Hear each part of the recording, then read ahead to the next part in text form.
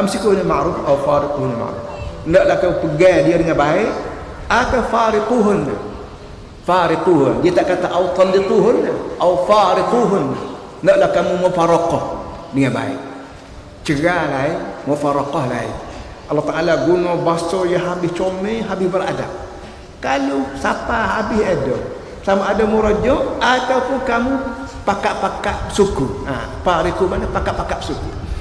Tak sebut kata cerai lah pula, dak. Pakat-pakat suku lah. Dah siapa yang dah tak boleh juga kan? Pakat-pakat suku lah.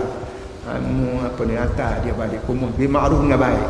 Naik kereta kumuh barang di atas dia mau atas lah bida ni, tak boleh duduk dengan hamba gitu gini. Katalah betul hamba itu gini enggak. Bi ma'ruf dengan penuh baik.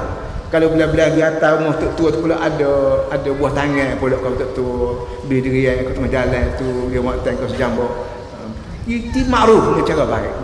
Jangan sekali-kali atas balik sore kumuh abang cerah, abang katok bokok muka-muka. Ini bukan cara Islam, itu cara Melayu, cara apa Allah Alam lah. Cara Islam aja jaga perempuan begitu sekali manis.